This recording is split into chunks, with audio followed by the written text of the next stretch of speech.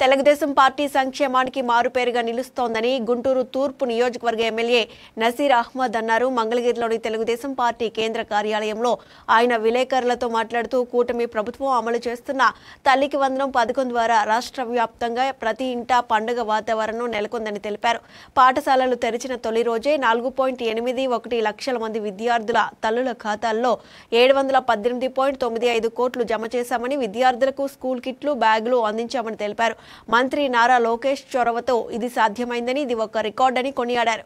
గత వైసీపీ ప్రభుత్వం పిల్లలను చదివించే విషయంలో నిర్లక్ష్యం వహిస్తే ఈ పథకం ద్వారా ముఖ్యమంత్రి చంద్రబాబు విద్యార్థులందరినీ చదివించాలని ప్రోత్సహిస్తున్నారని నసీర్ అహ్మద్ వివరించారు. తల్లికి వందనం పథకాన్ని వైసీపీకి మరణ శాసనంగా ఆయన అభివర్ణించారు. జగన్ రెడ్డి 5 ఏళ్ల పాలనలో అమ్మఒడి కింద 24,000 కోట్లు ఖర్చు చేస్తే తమ కూటమి ప్రభుత్వం ఒక్క ఏడాదిలోనే తల్లికి వందనం కోసం 10,091 కోట్లు కేటాయించిందని వివరించారు.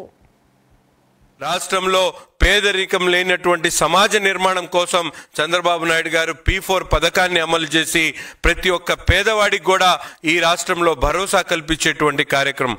ఒక పక్కన ఏదైతే పరిశ్రమలను తెచ్చేటువంటి కార్యక్రమం, చెప్పినటువంటి 6 సూపర్ 6 కార్యక్రమాల్లో ముఖ్యంగా విద్యార్థులు చదువుకున్నటువంటి విద్యార్థులు, నిరుద్యోగ యువత కోసం వారందరూ కూడా భవిష్యత్తు కోసం చెప్పినటువంటి విధంగా 16,400 ఉద్యోగ నియామక కోసం మెగా డిఎస్సి కార్యక్రమం కానీ, అన్నా క్యాంటీన్ కానీ, దీపం పథకం కానీ, ఈరోజు ఎంతో విలువైనటువంటి 10,000 కోట్ల రూపాయల బడ్జెట్తో ఈరోజు ప్రతి ఇంట్లో కూడా సంబరాలు చేసుకునేటువంటి విధంగా తల్లికి వందనం ఇచ్చేటువంటి కార్యక్రమం కానీ, ఈరోజు నిజంగా గత ప్రభుత్వంలో జగన్మోహన్ రెడ్డి గారు సంక్షేమం పేరుతో రాష్ట్ర ప్రజల్ని సంక్షోభంలో నెట్టివేసినటువంటి పరిస్థితులు, ఎటు చూసినా కూడా అప్పులు, ఎటు చూసినా కూడా విధ్వంసం.